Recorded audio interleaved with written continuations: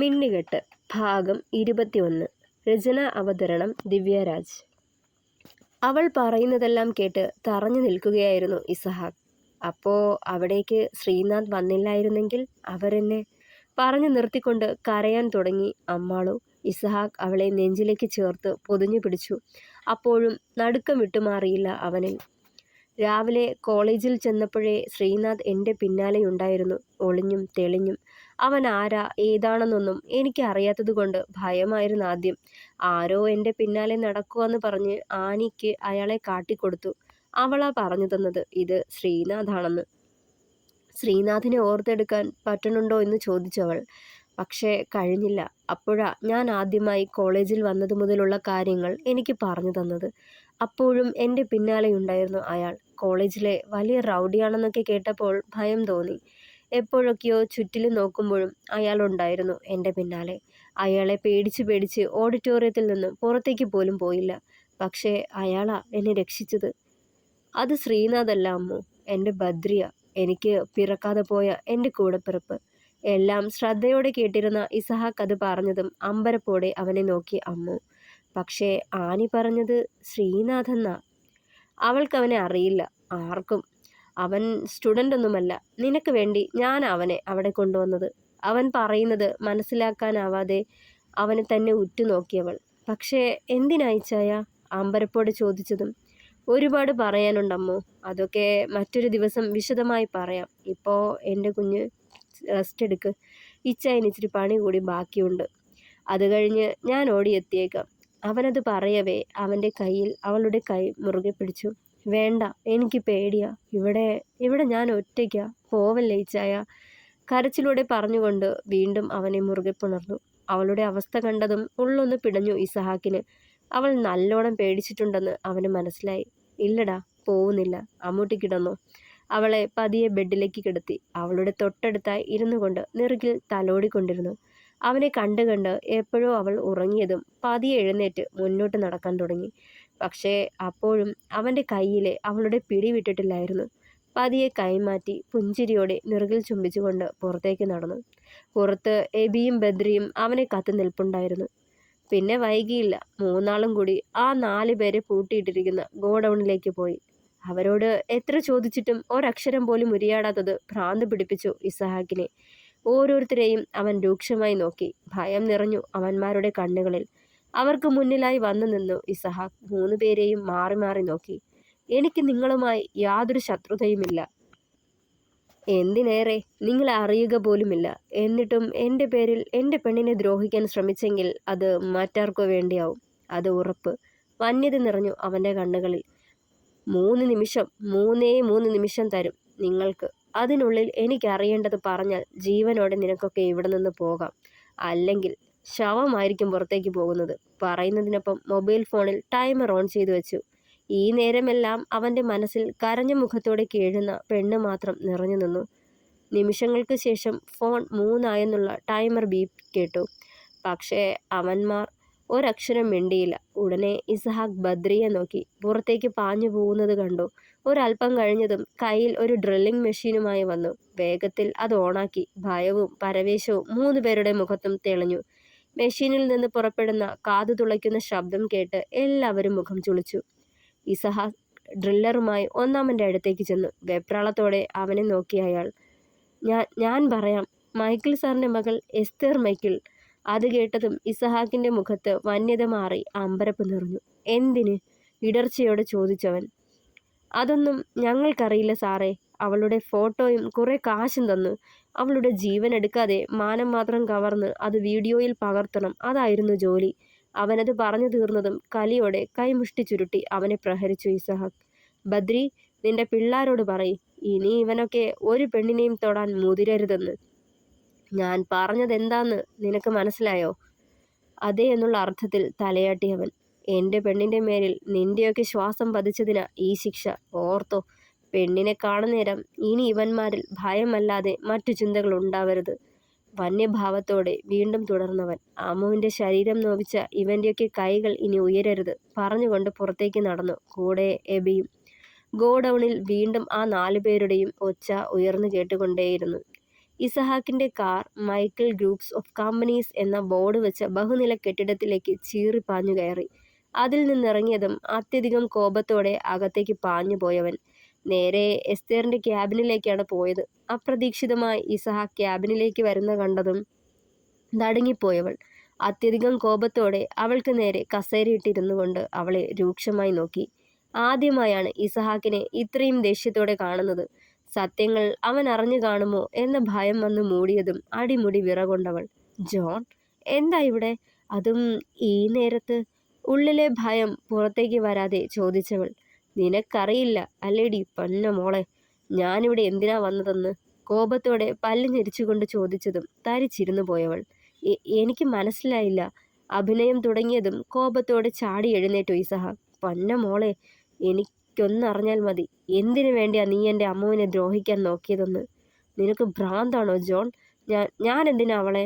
പറഞ്ഞു മുഴുവനാക്കിയില്ല. അതിനുള്ളിൽ അവൻ്റെ കൈ അവരുടെ മുഖത്ത് പതിഞ്ഞു. ഈ ഇസഹാക്ക് ജോൺ ഇന്നേ വരെ ഒരു പെണ്ണിനെയും ദ്രോഹിച്ചിട്ടില്ല. അതുപോലെ ഒരു പെണ്ണിന് നേരെയും കൈ ഉയർത്തിയിട്ടുമില്ല. പക്ഷേ ഇന്നത് തിരുത്തുവാ ഞാൻ. നിന്നെപ്പോലൊരു പെണ്ണിനെ കൈവയ്ക്കുന്നത് പുഴുത്ത പട്ടിയെ തൊടുന്ന അറപ്പോടെയാടി. കൂടുതലൊന്നും ചോദിക്കുന്നില്ല. എനിക്കൊരൊറ്റ കാര്യം മാത്രം അറിഞ്ഞാൽ മതി. എന്തിനു വേണ്ടി നീ എൻ്റെ പെണ്ണിനെ ദ്രോഹിക്കാൻ കാശ് കൊടുത്തു? പറഞ്ഞുകൊണ്ട് കയ്യിൽ പിടുത്തമിട്ട് വലിച്ചിഴച്ച് ക്യാബിന് പുറത്തേക്ക് കൊണ്ടുവന്നു. സെക്യൂരിറ്റിയും ഒന്ന് രണ്ട് സ്റ്റാഫ്സും ചേർന്ന് അവനെ പിടിച്ചു മാറ്റാൻ നോക്കി. അവർക്ക് നേരെ രൂക്ഷമായി നോക്കിയവൻ.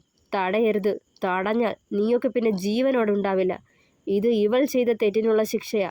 അവൻ്റെ മുഖത്ത് തെളിഞ്ഞു വന്ന രൗദ്രഭാവം കണ്ടതും വന്നവർ പതിയെ പിന്നിലേക്ക് വലിഞ്ഞു. എല്ലാ സ്റ്റാഫ്സുകളുടെയും മുന്നിലൂടെയും വലിച്ചിഴച്ചവളെ കൊണ്ടുപോയി. അത്രമേൽ അപമാനം തോന്നി എസ്തേറിന്. അതിലുമേറെ അവളെ ഭയപ്പെടുത്തിയത് അവൻ്റെ വന്യഭാവമായിരുന്നു. തൻ്റെ അറിവിൽ ആദ്യമായാണ് ജോണിനെ ഇത്രയും ദേഷ്യത്തോടെ കാണുന്നത്. എന്നും സൗമ്യനായി മാത്രം കണ്ടിട്ടുള്ള അവന് അങ്ങനെ ഒരു മുഖം ഉണ്ടായിരുന്നു. അതിശയത്തോടെ നോക്കിയവൾ. ഇസഹാക്ക് അവളെ വലിച്ച് താഴേക്ക് കൊണ്ടുചെന്നു. ആ ഓഫീസിലെ സകല വിഭാഗങ്ങളിലെയും സ്റ്റാഫുകളും അവിടെ നിരന്നു. ഇത്രയും പേരുടെ മുന്നിൽ വെച്ച് പറയണം നീ? എന്തിനു വേണ്ടി നീ എൻ്റെ അമ്മുവിനെ ദ്രോഹിക്കാൻ കാശ് കൊടുത്തു? പറയടി ചൂലെ.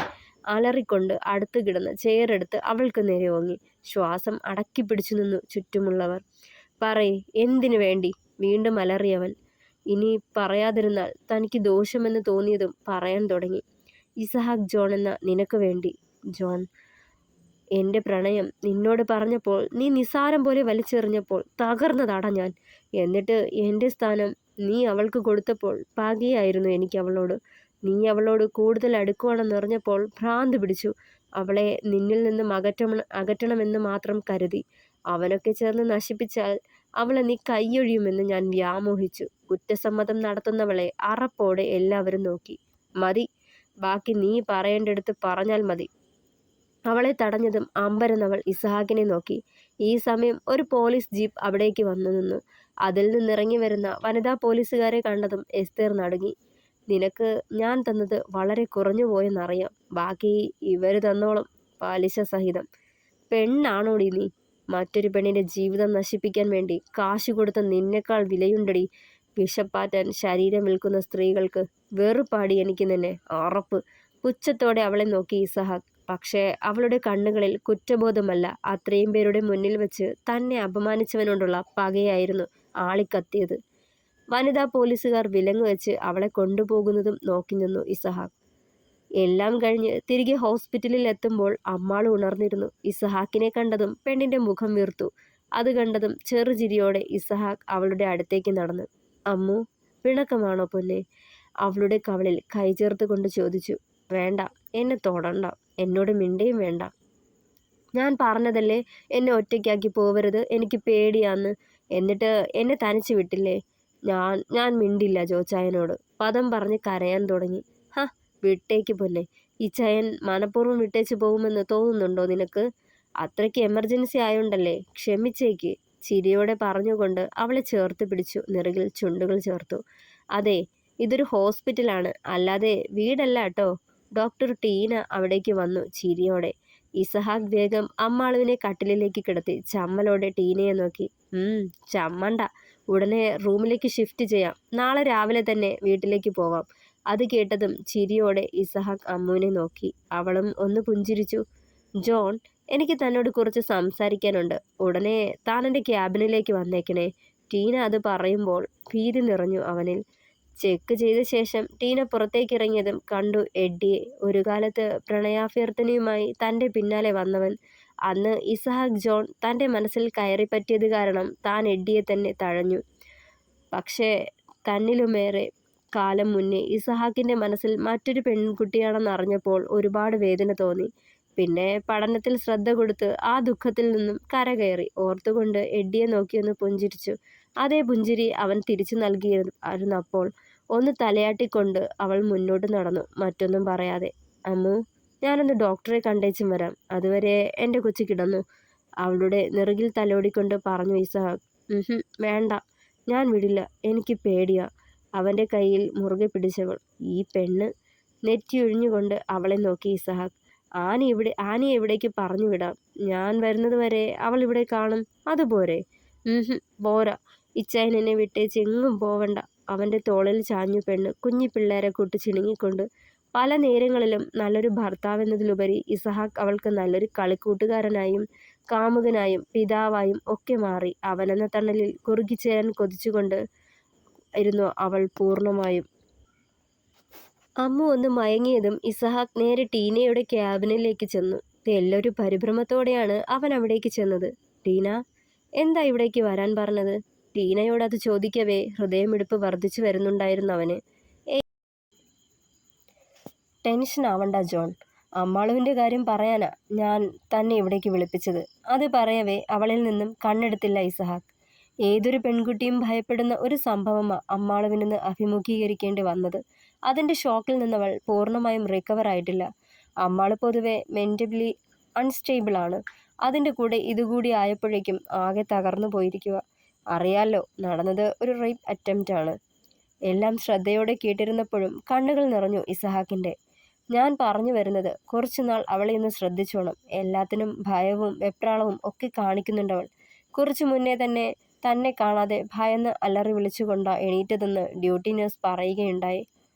ഒരു കാര്യം ചെയ് ജോൺ, ആദ്യം അവൾക്കൊരു കൗൺസിലിംഗ് നൽകണം. അതിന് ഇവിടെ തന്നെ സൗകര്യമൊരുക്കാം.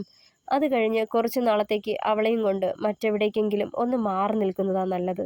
അവളുടെ മൈൻഡും ഒന്ന് റിലാക്സ്ഡ് ആവും. പറഞ്ഞുകൊണ്ട് അവനെ നോക്കുമ്പോൾ ഒന്ന് അമർത്തി മുളുക മാത്രം ചെയ്തു. ഇച്ചായ, മതി, എനിക്ക് വിശപ്പില്ലാട്ടോ. രാത്രി അമ്മുവിനെ നിർബന്ധിച്ച് ഭക്ഷണം കഴിപ്പിക്കുകയായിരുന്നു ഇസഹാക്ക്. പറ്റില്ല പൊന്നെ, ഇത്രയും കൂടി കഴിച്ചേ പറ്റുള്ളൂ. മെഡിസിൻ എടുക്കേണ്ടതാ. ഇച്ചായ പ്ലീസ്. വീണ്ടും കൊഞ്ചാൻ തുടങ്ങിയവൾ. അമ്മു, നാളെ നമ്മൾ ഡിസ്ചാർജ് ആവുക. കുരിശുമറ്റത്ത് ചെന്നിട്ട് നേരെ പാലേക്കുന്നിലേക്ക് പോയാലോ എന്ന് ആലോചിക്കുക. എൻ്റെ എല്ലാ തിരക്കുകളും മാറ്റിവെച്ച് അമ്മൂട്ടിക്കൊപ്പം കുറച്ചുനാൾ പ്രണയിക്കാൻ മാത്രമായ, നമ്മുടേത് മാത്രമായ കുറച്ച് നല്ല നിമിഷങ്ങൾ, നമ്മുടേത് മാത്രമായ സ്വർഗം തീർക്കാൻ. എന്നാ പറയുന്നു? ചെറുപുഞ്ചിരിയോടെ അവളെ നോക്കിയതും സത്യമായിട്ടും കണ്ണുകൾ വിഴിഞ്ഞു വന്നിരുന്നു പെണ്ണിൻ്റെ. സത്യം. വിവാഹം കഴിഞ്ഞ് ഇത്രയും നാളായെങ്കിലും എൻ്റെ പെണ്ണിനൊപ്പം കുറച്ചു സമയം മനസമാധാനത്തോടെ ചിലവിടാൻ കഴിഞ്ഞിട്ടില്ല ഇതുവരെ. അതുകൊണ്ട് കുറച്ചുനാൾ നമുക്ക് മാത്രമായി, നമ്മുടെ മാത്രം പ്രണയ നിമിഷങ്ങൾക്കായി നമ്മൾ പോവാ അവിടേക്ക്. ചിരിയോടെ പറഞ്ഞുകൊണ്ട് അവളെ ചേർത്ത് പിടിച്ചു. അവൻ്റെ കവളിൽ ഏന്തി വലിഞ്ഞ ചുണ്ടുകൾ ചേർത്തു അമ്മാളു. ഞാനും ഒരുപാട് ആഗ്രഹിച്ചിരുന്നതാ ഇച്ചായ. ഇച്ചായനൊപ്പം കുറച്ചുനാൾ നമ്മുടേത് മാത്രമായ നിമിഷങ്ങൾ, ചിരിയോടെ പറഞ്ഞു അവൾ. വീണ്ടും ചേർത്ത് പിടിച്ചു ഇസഹാക്ക് അവളെ. പിറ്റേന്ന് രാവിലെ തന്നെ ടീന പറഞ്ഞതുപോലെ അമ്മാളുവിനെ ഡിസ്ചാർജ് ചെയ്തിരുന്നു. നേരെ കുരിശുമുറ്റത്തേക്ക് ചെന്നു. അമ്മുവിന് നല്ല ക്ഷീണം തോന്നിയത് കൊണ്ട് കുറച്ചു നേരം കിടന്നു. പിന്നെപ്പോഴോ ഉറങ്ങുകയും ചെയ്തു. അവളൊന്ന് ഉറങ്ങിയതും ഇസഹാക്ക് താഴേക്ക് ചെന്നു. എഡ്ഡി അടക്കം എല്ലാവരും ഹാളിൽ ഇരിപ്പുണ്ടായിരുന്നു. ജോൺ, ശരിക്കും ഇന്നലെ എന്താ ഉണ്ടായത്? ആനയോട് ചോദിച്ചപ്പോൾ അവിടെയും ഇവിടെയും തൊടാതെ എന്തൊക്കെയോ പറഞ്ഞു വെച്ചു. ശരിക്കും മോൾക്ക് എന്താ പറ്റിയത്? ആദിയോടെ തിരക്കി സോഫി. മമ്മി, അത് കോളേജിൽ നടന്നതൊക്കെ അവരോട് പറഞ്ഞു ഇസഹാക്ക്. ഒരു ഞെട്ടലോടെയാണ് എല്ലാവരും കേട്ടിരുന്നത്. എഡ്ഡിയുടെ മുഖം വലിഞ്ഞു മുറുകി കൈമുഷ്ടി ചുരുട്ടി കോപമടക്കാൻ പാടുപെട്ടവൻ. മറ്റെന്തും ഞാൻ സഹിക്കും, പക്ഷേ അമ്മാളു, അവളെ ആര് ദ്രോഹിക്കാൻ നോക്കിയാലും ഞാൻ സഹിക്കില്ല. ഓർത്തുകൊണ്ട് മുകളിലേക്ക് കയറിപ്പോയി. എന്നാലും ആ പെണ്ണ് എന്ത് ദ്രോഹമാ മോളോട് ചെയ്തത്? ആ പന്ന മോള് ഇനി ഈ പടി ചവിട്ടിക്കരുത്. ഇതാ പറയുന്നത്, ഒരു പെണ്ണിന് ശത്രു മറ്റൊരു പെണ്ണ് തന്നെന്ന് ദീർഘമായി നിശ്വസിച്ചുകൊണ്ട് കത്രീനാമ്മ പറഞ്ഞു. മമ്മി, മറ്റൊരു കാര്യം കൂടി പറയാനുണ്ട്. ആ സംഭവത്തിന് ശേഷം അമ്മ മെൻ്റലി ഒരുപാട് ഡെസ്പാണ്. തൊട്ടതിനും പിടിച്ചതിനുമൊക്കെ പെണ്ണിന് ഭയമാണ്. പലതവണ ഉറക്കത്തിൽ നിന്നും ഞെട്ടി ഉണർന്നു പിച്ചും പേയും ഒക്കെ പറയാ. കുറച്ചുനാൾ അവളെയും കൊണ്ട് ഞാൻ ഇവിടെ നിന്നൊന്ന് മാറി നിൽക്കാൻ തീരുമാനിച്ചിരിക്കുക. അത് പറഞ്ഞതും എല്ലാവരും അമ്പരപ്പോടെ അവനെ നോക്കി. എന്താ മോൻ പറഞ്ഞു വരുന്നത്? എവിടേക്കും മാറി നിൽക്കാനാ നീ ഉദ്ദേശിക്കുന്നത്? കത്രീനമ്മ ചോദിച്ചു. പാലേക്കുന്നിലേക്ക്. ഞങ്ങൾ കളിച്ചു വളർന്ന തറവാടല്ലേ, കുറച്ചുനാൾ അവിടെ തങ്ങാന്ന് കരുതുക. അവനത് പറഞ്ഞു നിർത്തിയതും. അത് നല്ലതാ മോനെ. കുറച്ചുനാൾ മാറി നിൽക്കുമ്പോൾ മോളുടെ ഇപ്പോഴത്തെ പേടിയും ആദിയും ഒക്കെ അങ്ങ് മാറും. കത്രീനാമ്മയും അത് ശരിവെച്ചു. പിന്നെ എല്ലാം വേഗത്തിലായിരുന്നു. അമ്മാൾ ഉണർന്നതും അത്യാവശ്യം എടുത്തു വെക്കേണ്ടതെല്ലാം പാക്ക് ചെയ്ത് എല്ലാവരോടും യാത്ര പറഞ്ഞ് കുരിശുമറ്റത്തു നിന്നും പാലയമറ്റത്തേക്ക് തിരിച്ചു. എഡ്ഡി മാത്രം ഇതെല്ലാം കണ്ട് ഭ്രാന്ത് പിടിച്ച പോലെ റൂമിൽ തന്നെ കഴിച്ചുകൂട്ടി. അമ്മാളു തന്നിൽ നിന്നും എന്നേക്കുമായി അകലുകയാണെന്ന ഭയം അവനെ പൊതിഞ്ഞു. 3-4 മണിക്കൂറത്തെ നീണ്ട യാത്രയ്ക്കൊടുവിൽ പാലേക്കുന്നിലെത്തിയിരുന്നവർ. അധികം പരിഷ്കാരങ്ങൾ വരുത്താതെ തനി ഉൾനാടൻ ഗ്രാമം. ചുറ്റിലും റബ്ബർ മരങ്ങൾ തണൽ വിരിച്ചു നിൽപ്പുണ്ടായിരുന്നു. കാഴ്ചകളൊക്കെ കണ്ടിരുന്ന് അമ്മാള് ഉറക്കത്തിലേക്ക് വീണിരുന്നു. പാലേക്കുന്നിൻ്റെ ഗേറ്റ് കടന്ന് അകത്തേക്ക് കയറി പോർച്ചിൽ കാർ പാർക്ക് ചെയ്ത ശേഷം ഇസഹാക്ക് അമ്മുവിനെ തട്ടി വിളിച്ചു. ഉറക്കച്ചടവോടെ പതുക്കെ എഴുന്നേറ്റു അമ്മാളു. എത്തിയോ ജോച്ചായ? കണ്ണുകൾ തിരുമ്മിക്കൊണ്ട് ചോദിച്ചവൾ. ഒന്ന് മൂളുക മാത്രം ചെയ്തവൻ പുഞ്ചിരിയോടെ. അവളെയും ചേർത്ത് പിടിച്ച് മുറ്റത്തെത്തിയതും വല്യമ്മച്ചി സാറയും വല്യപ്പച്ചൻ മത്തായിച്ചനും അവിടെ തന്നെ നിൽപ്പുണ്ടായിരുന്നു. നറുപുഞ്ചിരിയോടെ അവരുടെ അടുത്തേക്ക് ഓടിച്ചെന്നിരുന്നു അമ്മു. കണ്ട മാത്രയിൽ തന്നെ സാറാമ്മ അവളെ കെട്ടിപ്പിടിച്ച് മുഖമാകെ മതി വരാതെ ചുംബിച്ചു. എത്ര നാളായി അമ്മാളുവെ കണ്ടിട്ട്. ഞാൻ വളർത്തിയതാ എൻ്റെ മോളെ. ഇത്രയും നാൾ ഒരു നോക്ക് കാണാൻ കൂടി കഴിയാതെ ഈറൻ കണ്ണുകൾ തുടച്ചു അവർ. അവരുടെ മാറിൽ പറ്റിച്ചേർന്ന് കരയുകയായിരുന്നു അവളും. കുഞ്ഞുനാള് മുതൽ സ്വന്തമെന്ന പോലെ തന്നെ ചേർത്ത് പിടിച്ചവർ. കളിച്ചും ചിരിച്ചും ഊട്ടിയും ഉറക്കിയും തന്നെ സ്നേഹം കൊണ്ട് പൊതിഞ്ഞവർ. എത്ര നേരം അവരെ പുണർന്ന് കരഞ്ഞെന്നറിയില്ല അവൾക്ക്. നെറുകിൽ തലോടിക്കൊണ്ടിരുന്ന അവരുടെ ചുളുങ്ങിയ കൈ പിടിച്ച് മുത്തി അമ്മു. പതിയെ അവരിൽ നിന്നും മാറി മത്തായിച്ചൻ്റെ ഇടനെഞ്ചിലേക്ക് ചേക്കേറുമ്പോൾ പഴയ കുഞ്ഞി പെണ്ണായി മാറിയിരുന്നവൾ. വല്യപ്പച്ച, ദേഷ്യമുണ്ടോ എന്നോട്? ഇത്രയും നാൾ നിങ്ങളെ തേടി വരാത്തതിന്? ഒന്നും ഓർമ്മയുണ്ടായിരുന്നില്ല എനിക്ക്. കണ്ണുകൾ വീണ്ടും പെയ്യാൻ തുടങ്ങി. കരയല്ലേ മോളെ? അറിയായിരുന്നു എന്നേലും ഒരിക്കൽ ഈ വല്യപ്പച്ചനെയും വല്യമ്മച്ചയും തേടി പൊന്നുമോള് വരുമെന്ന്. അങ്ങനെ അർത്ഥം മാറ്റി എറിയാൻ പറ്റുമോ ഞങ്ങളുടെ കുഞ്ഞിനെ ഞങ്ങളിൽ നിന്നും? ഞങ്ങളുടെ മോളല്ലേ? ഇടർച്ചയോടുള്ള ആ വൃദ്ധൻ്റെ വാക്കുകൾ കേട്ട് പുഞ്ചിരി തൂകി അവൾ. ഇതെല്ലാം കണ്ട് ചിരിയോടെ നിന്നു ഇസഹാക്കും. എടി സാറേ, മക്കളെ അകത്തേക്ക് വിളിച്ചു കയറ്റടി. എത്ര ദൂരെ നിന്നും വന്നതാ. അവരിച്ചിരി നേരം വിശ്രമിച്ചോട്ടെ. പറഞ്ഞുകൊണ്ട് മത്തായിച്ചൻ സാറയെ നോക്കി. സാറ വന്ന് അവളെ അകത്തേക്ക് കൂട്ടി. ചുറ്റും കണ്ണോടിച്ചു അമ്മാളു. പഴയ പോലൊക്കെ തന്നെ എല്ലാം. ചെറിയ മാറ്റങ്ങൾ മാത്രം. താൻ കളിച്ചു വളർന്ന തറവാട്ടിലെത്തിയതിൻ്റെ സന്തോഷം മുഖത്ത് തെളിഞ്ഞു കാണാമായിരുന്നു അവളുടെ. അത് കണ്ട് ചിരിയോടെ നിന്നു ഇസഹാക്ക്. ഈ സമയം അമ്മുവിൻ്റെ കണ്ണുകൾ ഉടക്കിയത് കർട്ടന് പിന്നിലായി മെലിഞ്ഞു വെളുത്ത ഒരു പെൺകുട്ടിയിലായിരുന്നു. വലിയ പെണ്ണായി പോയെന്ന് ഇവൻ വിളിച്ചപ്പോൾ പറയുമായിരുന്നു. നിങ്ങളുടെ മിന്നുകെട്ട് കഴിഞ്ഞെന്നൊക്കെ ഈ ചെറുക്കൻ വിളിച്ചു പറഞ്ഞതല്ലാതെ ഒന്ന് ഇവിടേക്ക് വരാൻ കിട്ടിയത് ഇപ്പോഴല്ലേ? ഗർവിച്ചുകൊണ്ട് സാറ ഇസഹാക്കിനെ നോക്കി. കള്ളച്ചിരിയോടെ കണ്ണുകൾ ചിമ്മിക്കാട്ടിയവൻ. അപ്പോഴെല്ലാം അവളുടെ കണ്ണുകൾ ആ പെൺകുട്ടിയിലായിരുന്നു. കർട്ടന് പിന്നിലായി മറഞ്ഞു നിന്ന ആ പെൺകുട്ടിയിൽ. വല്യമ്മച്ചി, അത്? കർട്ടന് പിന്നിലായി ചൂണ്ടിക്കൊണ്ട് ചോദിച്ചു അമ്മു. എടി ജാനറ്റെ, ഇങ്ങോട്ട് വന്നേടി. അമ്മാള് നിന്നെ തിരക്കുക. അവരത് പറഞ്ഞതും മടിയോടെ അവൾ പുറത്തേക്ക് വന്നു. ഏന്തി ഏന്തി നടന്നു വരുന്നവളെ അമ്പരപ്പോടെ നോക്കി അമ്മാളു. പണ്ടത്തെ ജാനറ്റിൽ നിന്നും ഒരുപാട് മാറിയിരുന്നവൾ. മെലിഞ്ഞ് ക്ഷീണിച്ച് കണ്ണിന് ചുറ്റും കറുപ്പ് നിറം പടർന്ന അവളുടെ കോലം കണ്ട് വേദന തോന്നി അവൾക്ക്. ജാനു, എന്താ പറ്റിയ നിനക്ക്? അവളത് ചോദിച്ചതും വിളറിയൊരു പുഞ്ചിരി തെളിഞ്ഞു ആ ചുണ്ടുകളിൽ. ഇച്ചായ, ജാനുവിന് എന്താ പറ്റിയേ? കാലിൽ എങ്ങനെ പരിക്ക് പറ്റിയേ? പുലമ്പലോടെ ചോദിച്ചതും കണ്ണുകൾ നിറഞ്ഞു അമ്മാളുവിൻ്റെ. തങ്ങളുടെ കൂടെ കളിച്ചും ചിരിച്ചും നടന്ന പെണ്ണ്. ഒരു കാലത്ത് തനിക്കവൾ കൂടെപ്പിറപ്പ് തന്നെയായിരുന്നു. ഓർക്കവേ വല്ലാതെ വേദനിച്ചു ഇടനെഞ്ച്. അമ്മോ, അതൊക്കെ പിന്നെ സംസാരിക്കാം. നീ വന്നേ, റെസ്റ്റ് എടുക്കണ്ടേ? മെഡിസിൻ എടുക്കേണ്ടതാ. വന്നേ വന്നേ. ഇസഹാക്ക് അത് പറയുമ്പോഴും കണ്ണുകൾ ജാനറ്റിൽ തന്നെയായിരുന്നു. പടികൾ കയറി മുകളിലേക്ക് ചെന്നു. ജോച്ചായൻ്റെ പഴയ റൂം. വല്ലാത്ത കുളിർമ തോന്നി അവൾക്ക്.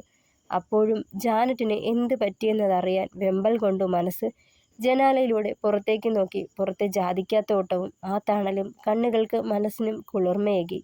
വയറിലൂടെ ഇസഹാക്കിൻ്റെ കൈകൾ അമർന്നതും കഴുത്തിടുക്കിൽ അവൻ്റെ ചുണ്ടുകൾ ചേർന്നതും നറുപുഞ്ചിരിയോടെ തിരിഞ്ഞു നോക്കി അവൾ. ഇച്ചായ, വേണ്ടാട്ടോ. തന്നിലേക്ക് അടുത്ത് വന്നവനെ പതിയെ തള്ളിമാറ്റാൻ നോക്കി പെണ്ണ്. അവളുടെ ചുണ്ടുകളിൽ ചൂണ്ടുവിരൽ വിലങ്ങനെ വെച്ചു ഇസഹാക്ക്.